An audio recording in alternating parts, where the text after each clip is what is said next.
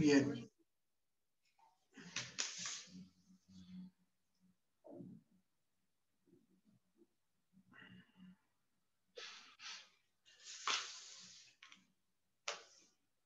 Bien, ¿cómo les va? Bueno, buenas tardes, mi nombre es Juan Casajus. Hoy es otro viernes que nos juntamos para poder hacer conversatorios. Vamos a hacer una breve presentación del grupo y luego vamos a presentar al licenciado Pablo Martínez, quien hoy va a exponer sobre mitos en la pretemporada. Bueno, nosotros somos un grupo que comenzamos el año pasado con distintos integrantes, con lo cual intentamos mostrar parte del trabajo que vamos haciendo en un blog, que lo pueden ver en pantalla, y si no en las redes seguramente también lo puedan tomar desde ahí. Usamos el canal de Instagram para poder publicar y contar parte de lo que estamos haciendo, y también un canal de YouTube con todos estos trabajos que insistimos hace ya más de un año, vamos para finalizar el segundo. Todo lo que se va generando en material lo vamos compartiendo de forma gratuita.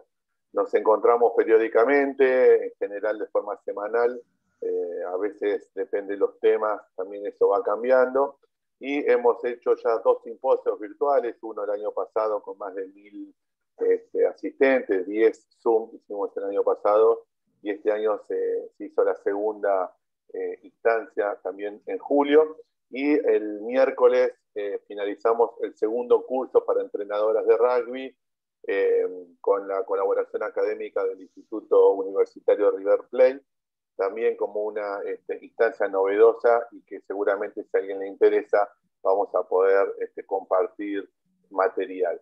Durante todos los meses o cada 15 días estamos haciendo un conversatorio con distintos especialistas de Argentina y de otros países. Toda esta información también la pueden tener y la pueden encontrar en las redes sociales. Y el día de hoy va a estar el licenciado Pablo Martínez, que luego lo voy a presentar un poquito más amplio, con la temática mitos de la pretemporada. Nos queda también el mes que viene presentaciones que van a ser integrantes del grupo en el Congreso de la Universidad de La Plata, y para noviembre tenemos planificado otra instancia más con otro de los integrantes del grupo. Así que lo que vamos a darle la bienvenida al licenciado Pablo Martínez, quien, bueno, Pablo es profe en educación física, es licenciado en alto rendimiento deportivo, también es especialista en readaptación deportiva y es docente universitario. Así que un poco con toda esta trayectoria y además parte importante de este grupo, Pablo va a hacer su presentación. Así que voy a compartir pantalla y le doy la bienvenida a Pablo. Bueno, muchas gracias. Gracias, Juan, por la presentación. Buenas tardes. Si querés, Juan, por favor, ya que tenés el compartir la pantalla, podés, a manera de soporte, presentar la propuesta mía hacia el conversatorio de hoy. La propuesta, les cuento, no es dar una conferencia ni un curso, simplemente es compartir con ustedes algo que yo vengo pensando y trabajando, observando, estudiando hace muchos años, que es esto de lo que nos dice la teoría del entrenamiento con respecto a lo que hacemos o lo que se debe hacer en las pretemporadas o en las etapas preparatorias, y lo que realmente se hace o lo que realmente podemos hacer, ¿sí? Entonces, bueno, quería compartir con ustedes esto, reflexionar, digamos, generarle un disparador a ustedes o una inquietud de reflexionar, de poner en duda algunas cosas,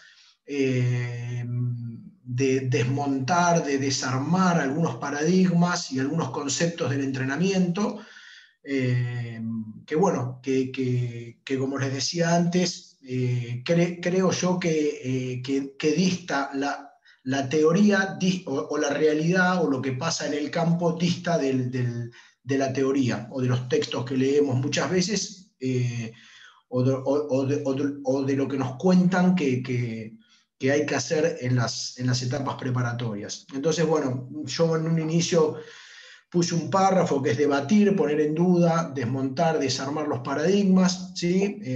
Todos entendemos que partimos de los modelos de planificación.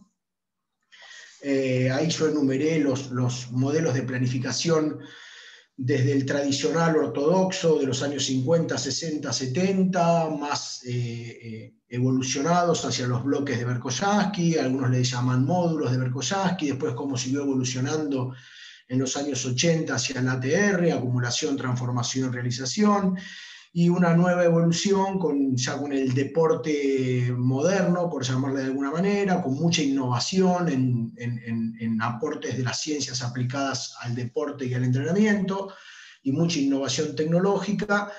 Estas corrientes relativamente modernas o vanguardistas, que son el microciclo estructurado, con el concepto de entrenamiento integral o integrado, y la periodización táctica con el concepto de morfociclo patrón. Entonces, bueno, en cualquier tipo o formato de planificación que nosotros nos paremos, vamos a encontrar que los ciclos de entrenamiento, los procesos de entrenamiento están, digamos, tienen un momento, una etapa de la temporada o del año que es o la pretemporada o la etapa preparatoria.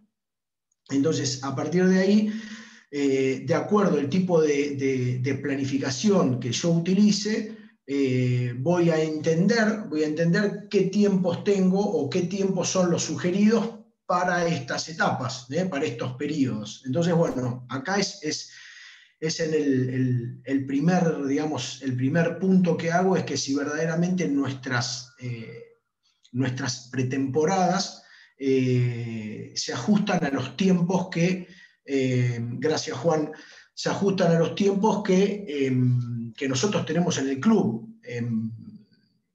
Nosotros siempre tratamos, o por lo menos a mí me gusta, cada vez que hablamos del entrenamiento, poner en contexto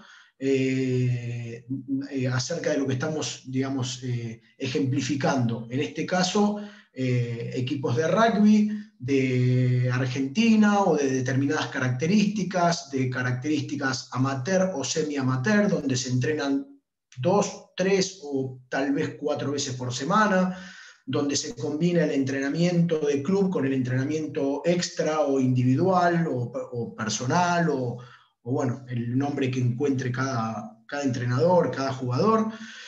Entonces, bueno, ahí yo me empecé a hacer muchas preguntas, además de no solamente hacer pretemporadas con equipos de rugby, sino con otros deportes y con otros deportistas de diferentes niveles.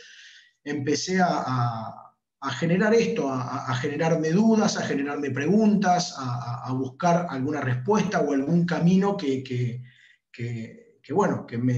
me dé más herramientas para entender algunas cosas. Entonces, bueno, a manera de reflexionar con todos ustedes, yo enumeré, digamos, yo le puse mitos, porque mitos es una palabra que dispara como una idea de lo que estamos hablando. Y enumeré una serie de mitos, si me permiten la palabra mito, para intercambiar entre ustedes, para debatir y para que lo pensemos. Y acá, bueno, pueden ir leyendo conmigo. Yo puse el mito de las capacidades condicionales, de la recuperación convencional, de la condición física o del estado de forma, el mito de los picos de forma o del picking, el método de recarga de energía o de la famosa, que le llaman, para mí, mal llamada mini pretemporada, el mito de la pretemporada, darle más volumen y menos intensidad a los estímulos de las capacidades físicas, y el mito de los partidos amistosos, ¿sí?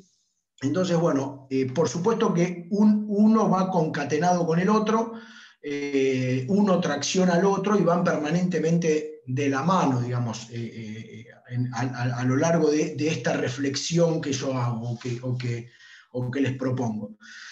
Entonces, bien, como para ir pensando algunas cosas. El primer punto que yo enumero acá es el mito de las capacidades condicionales, que es este concepto que nosotros traemos, o por lo menos mi generación o mi camada, que estudió el entrenamiento y la teoría del entrenamiento, y nos formamos con un concepto de entrenar desde las capacidades físicas hacia el deporte, ¿sí? Hoy por hoy los estudiantes, ¿sí?, estudian tal vez con una mirada, con una visión diferente, ¿no? Que el juego está como, es algo supra entrenamiento el juego, ¿no? Está por arriba y envuelve a un montón de cuestiones que hacen a las capacidades físicas. Bueno, acá un punto, digamos, algunos hablan de capacidades físicas, otros de capacidades motoras, otras de cualidades físicas, otros de valencias físicas, otros de habilidades motoras. Entendemos que las podemos llamar de diferentes formas, pero estamos hablando de lo mismo. Entonces, bien, el mito de las capacidades condicionales, ¿qué es lo que en la etapa de pretemporada o en la etapa preparatoria nos pasa? Siempre partiendo que la etapa de pretemporada tenemos 4 semanas, 5 semanas, estoy hablando en la generalidad de clubes de rugby de Argentina, ¿sí? Por supuesto que puede haber casos particulares, puede haber situaciones particulares donde haya determinados equipos o instituciones que tengan algún tipo de objetivo específico o aspiracional específico y modifique esto. Pero en la generalidad, nuestro año está dividido en que a partir del 20 de diciembre, 22 de diciembre, es como que se produce un corte. En enero los jugadores o las jugadoras toman vacaciones, ¿sí? Eventualmente pueden tener un programa individual, un programa para el verano, ¿sí? Yo ahí también tengo alguna consideración para hacer, digamos, yo creo que ahí perdemos totalmente el control de los jugadores y de las jugadoras, digamos, más allá de lo prolijo que seamos en el programa de entrenamiento que nosotros entreguemos para el verano, no tenemos el control de los jugadores, o por lo menos yo lo que creo es que si creemos que tenemos el control de las cargas, me parece que no es así, que nos estamos equivocando, que no tenemos el control de las cargas, que no sabemos lo que hace el jugador, bueno, etcétera, que no sabemos cómo se recupera, que no sabemos qué es lo que hacen las vacaciones, que no sabemos un montón de situaciones personales, porque justamente es un deportista amateur, ¿no? Entonces, ahí ya se me genera el primer ruido con respecto a cómo se presentan en la pretemporada en el club. A partir de ahí, tenemos 4 semanas, 5 semanas, y acá empiezo a revisar el tema de cómo yo incremento o desarrollo o evoluciono las capacidades físicas, ¿sí?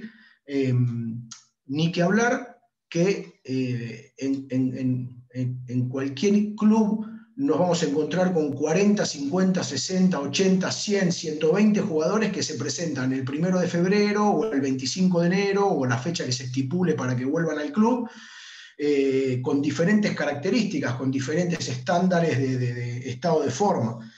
Entonces, bien, jugadores que hace tal vez 1 año que no jueguen, 2 años que no jueguen, jugadores de diferentes edades, grupos heterogéneos totalmente. Entonces, nuevamente ahí se me vuelve a generar una incertidumbre. Y después, si yo empiezo a ajustarme a la teoría del entrenamiento, digamos, y empiezo a revisar las valencias físicas, digo, bueno, pero yo tengo que mejorar la fuerza, y para mejorar la fuerza necesito de por lo menos 4 o 5 semanas. Y yo tengo que dedicarle por lo menos 3 sesiones de entrenamiento semanales al entrenamiento de la fuerza.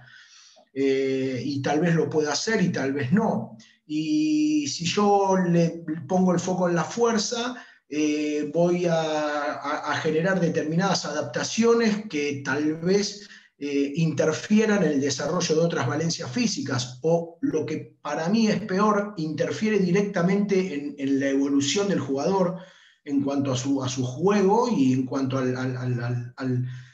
sistema de juego que después va a jugar durante el año. Y bueno, y así revisar cada una de las capacidades físicas, ¿no? Y el por qué no entrenar la velocidad, y el por qué todavía se sigue, digamos, después de tantos estudios y análisis que se han hecho en diferentes deportes, se sigue escuchando que interfiere el entrenamiento de la fuerza y de la resistencia, se interfieren entre sí.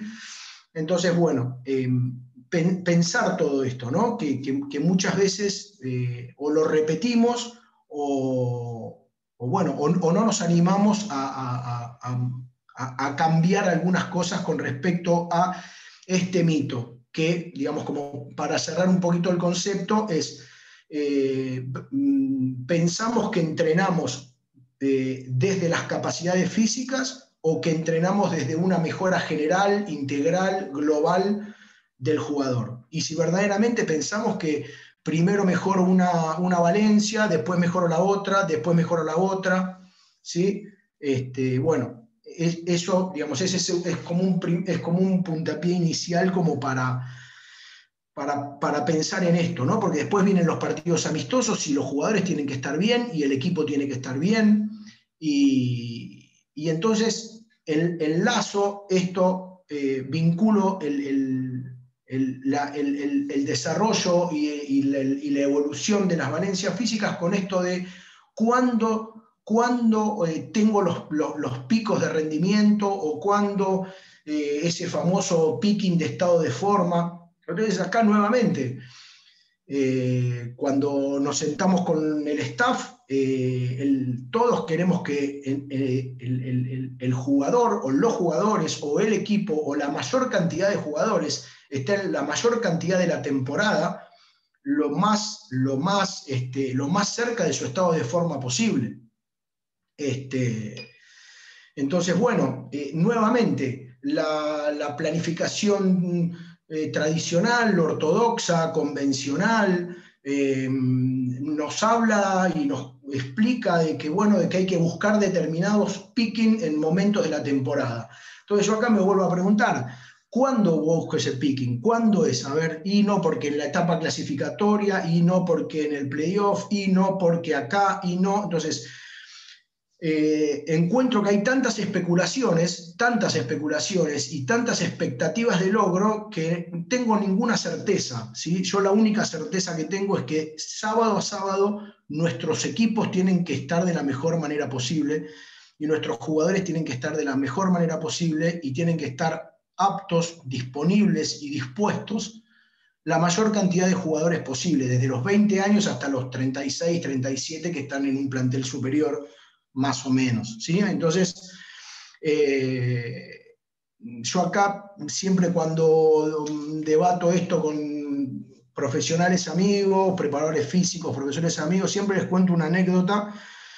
Yo trabajé mucho en el básquet y en su momento hablaba con preparadores físicos de la NBA y había un concepto que voy a tratar de resumirlo, que ellos decían que ellos no pueden entrenar nunca al 100% en la NBA, porque si ellos sometían a los jugadores al 100% de estrés, de intensidad, corrían un alto riesgo de producir dolores, molestias, ¿sí? Eventualmente que sacaran a los jugadores de la cancha, de la competencia, y eso redundaba directamente en pérdidas económicas para los jugadores, para los equipos, para las franquicias, etc. Entonces, el concepto no es lo económico, sino el concepto es que ellos nunca entrenan al 100% y tratan de tener partido a partido los jugadores en un estándar de entre ellos, hablan de entre un 75 y un 85% de su capacidad máxima, de su rendimiento máximo,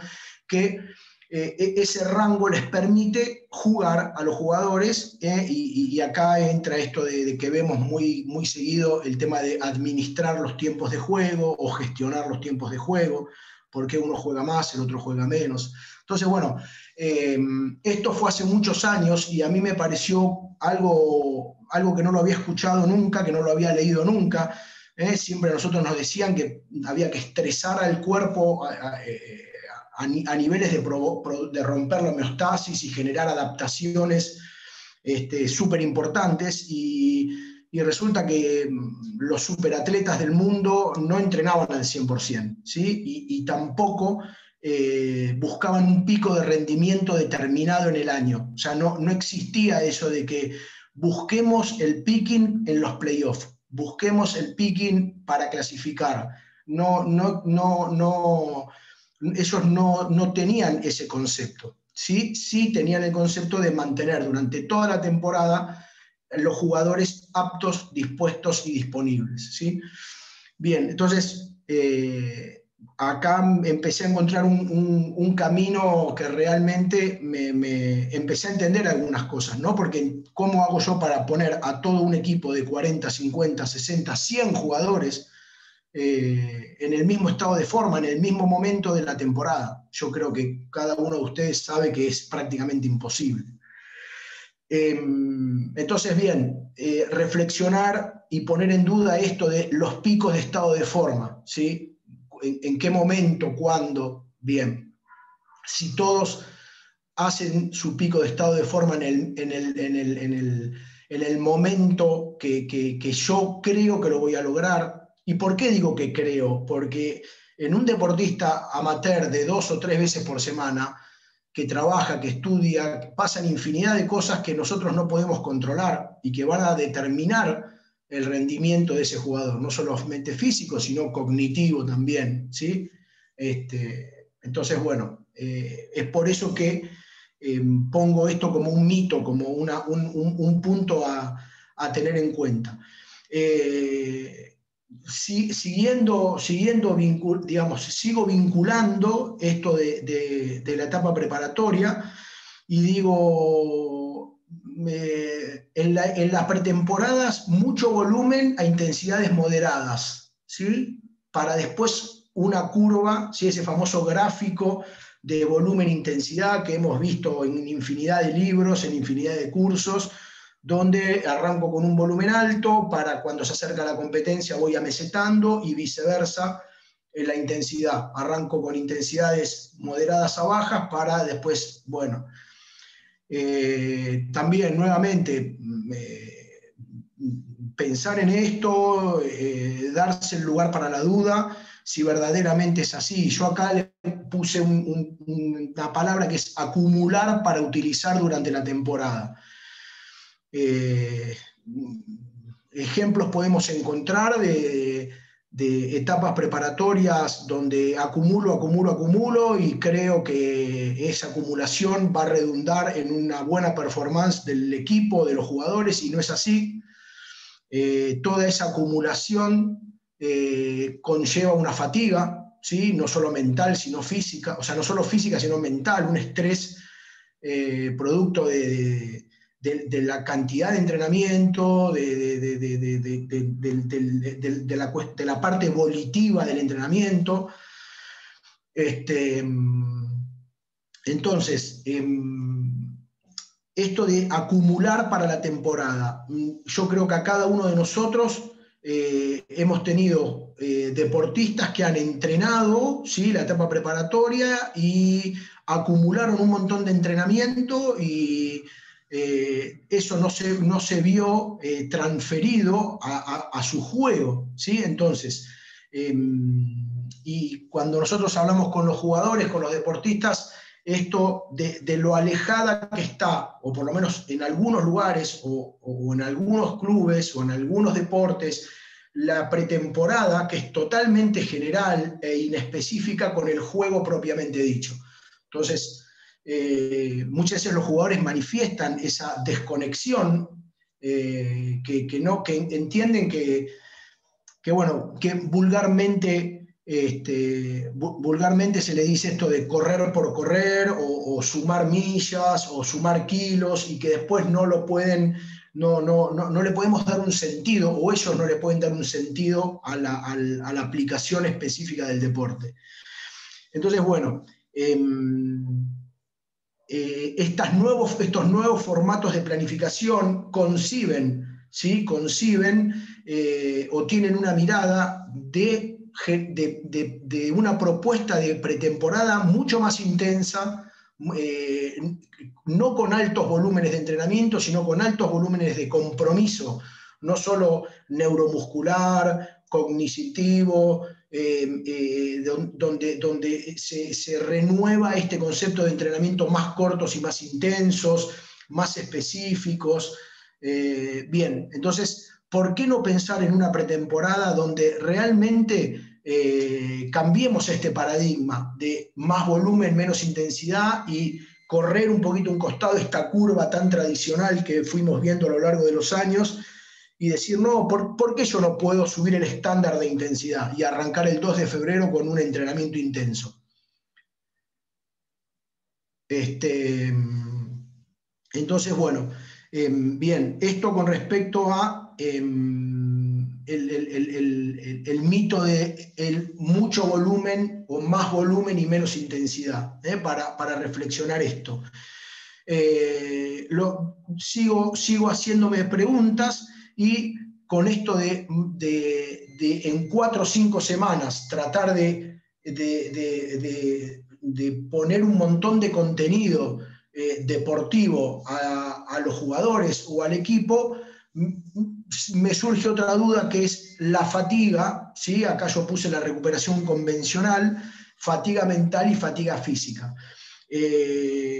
Durante muchos años, digamos, ahora es corriente entender de que el descanso y la recuperación es una pata más y de las más importantes del entrenamiento, ¿sí? Y de la adaptación, no solo orgánica muscular, sino también neuromuscular o plástica. Entonces, durante mucho tiempo pensábamos en la recuperación, yo siempre también cito lo mismo, este cuadrito que decía a las 12 horas se recuperan los fosfágenos, a las 24 horas todo lo que es complejo, digamos, glucolítico, y a las 48 horas lo oxidativo glucolítico, bien, y a partir de ahí volver a entrenar, bien.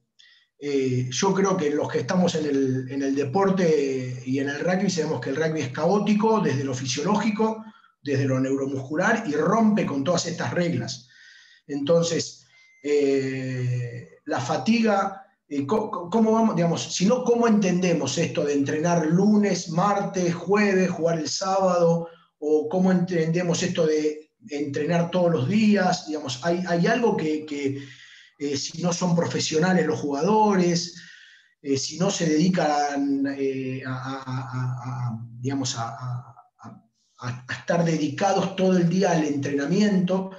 Entonces, bueno, poner en duda la recuperación, los procesos de recuperación convencional, ¿sí? Esto de tener que esperar tanto tiempo para volver a estimular determinada valencia o para volver a hacer determinado tipo de entrenamiento. Bien, y estos últimos años, también voy a decir algo que ustedes lo conocen acabadamente, que es la fatiga mental, ¿sí? O emocional, o psicológica, ¿sí? O el estrés, o la carga de estrés que conlleva tener un entrenamiento mucho más atento, mucho más concentrado, mucho más intenso, donde haya que resolver muchas más situaciones de juego, donde haya que tener una gran toma de decisiones en cualquier situación del juego que me demande.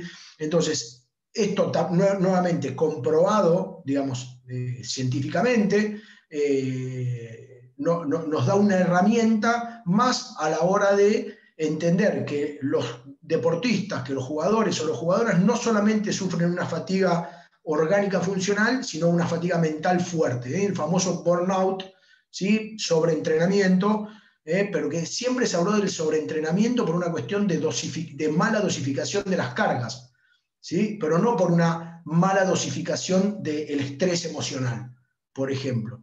Entonces, bueno, es un ingrediente más que le ponemos a la hora de entrenar, ver qué pasa con el estrés emocional, cómo administramos eso, ¿no? Y cómo lo recuperamos, ¿sí?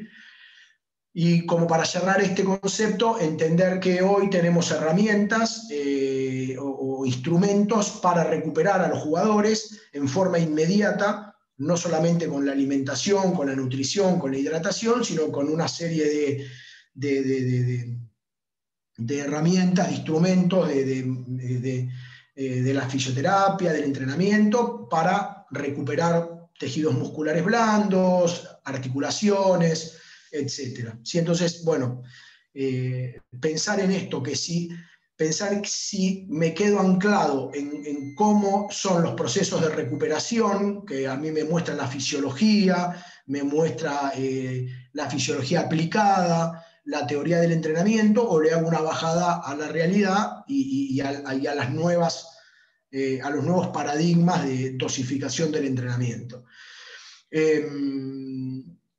Acá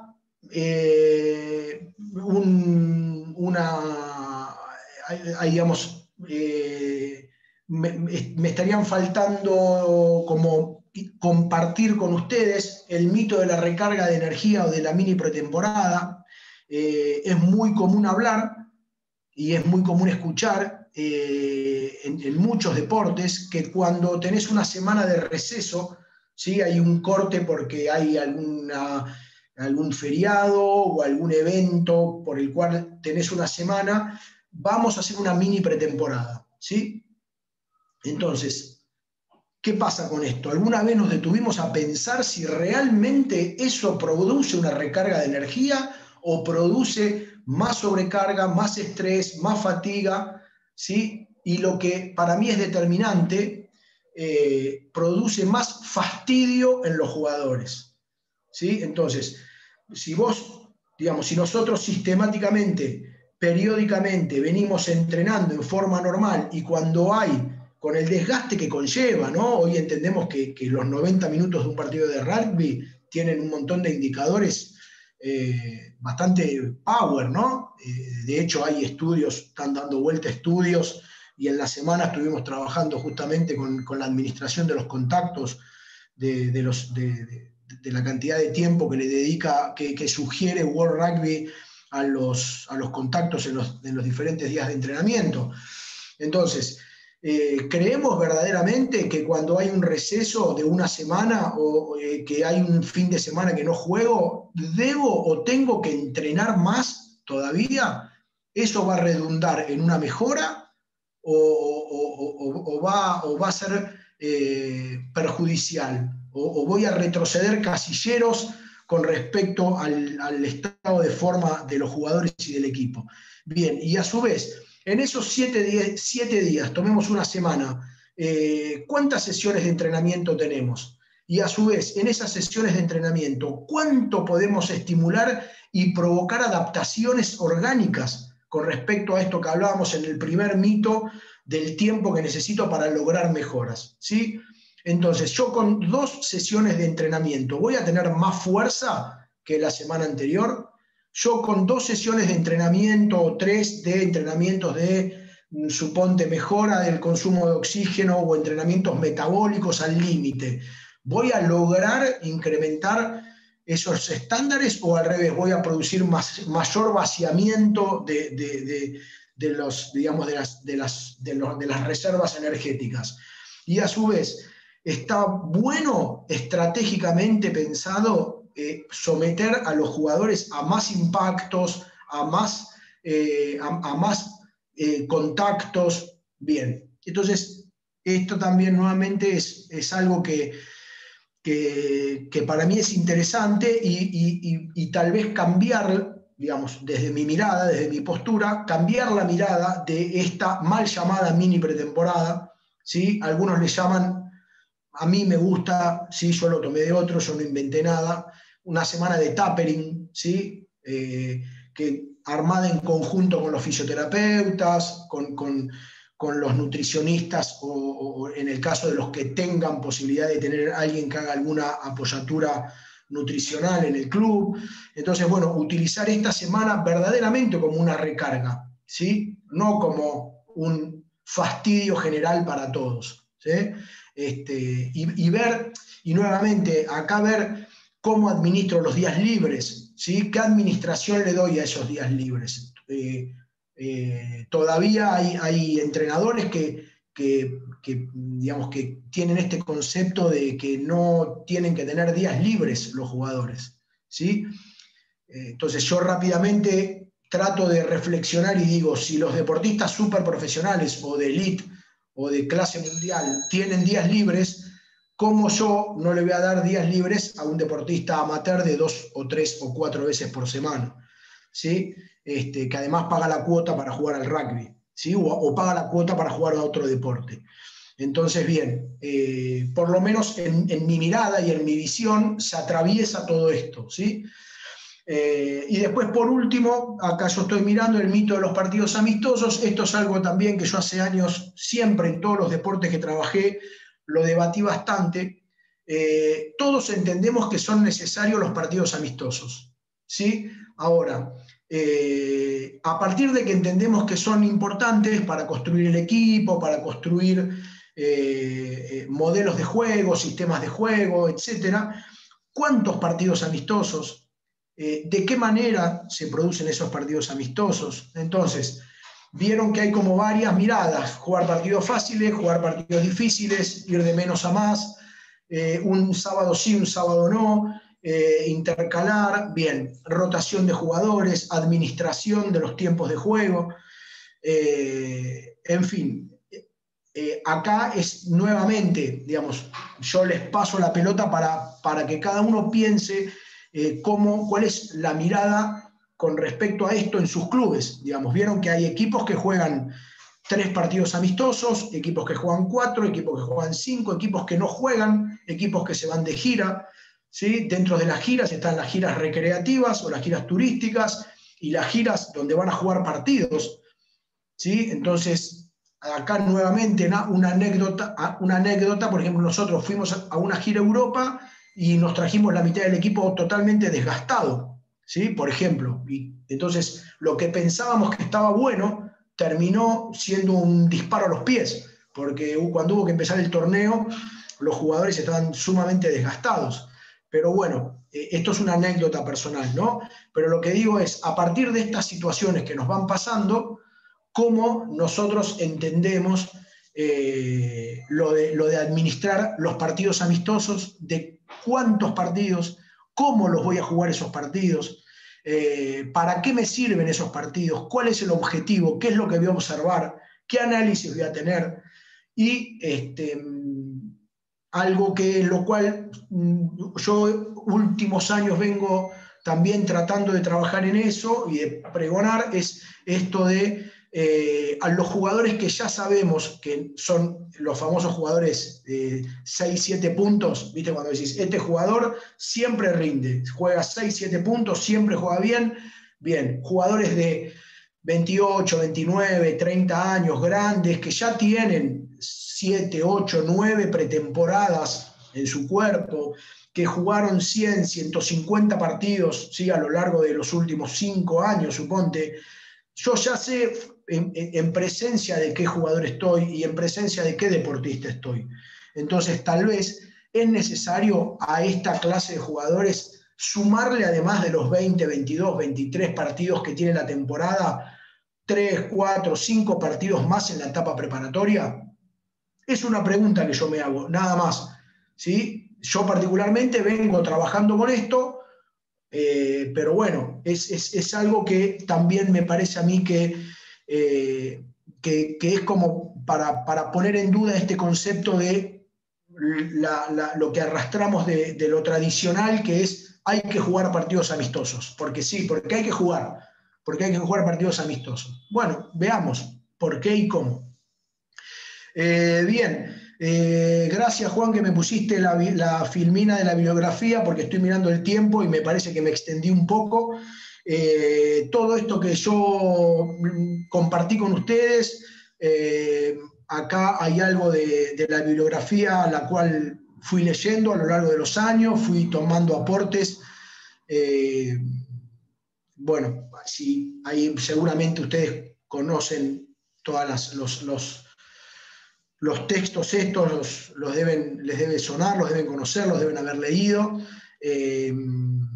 Así que bueno, esto es, poniéndole un cierre, es una propuesta que yo le hago a ustedes para reflexionar acerca nuevamente, de cosas que creemos que hacemos en la pretemporada y que yo no sé si son tan así, y que por ahí tenemos percepciones equivocadas o no nos animamos a desarmar determinados paradigmas o determinados conceptos de las pretemporadas.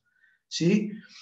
Solamente cerrar con animémonos a cambiar algunas cosas y bueno, en pos del arte de entrenar, ¿no? En pos de generar un entrenamiento artesanal. Y bueno, hoy estamos atravesados por tantas ciencias del deporte que cada vez tenemos que tener en cuenta más cosas sin ser, como dice mi amigo Juan Casajús, sin ser todólogos. ¿Eh? Sin ser todólogos, pero bueno, entendiendo que hay un montón de ciencias que nos atraviesan a nosotros. Así que bueno. Pablo, gracias. Primero voy a dejar de grabar para que podamos hacer varias preguntas. Por supuesto, agradecerte.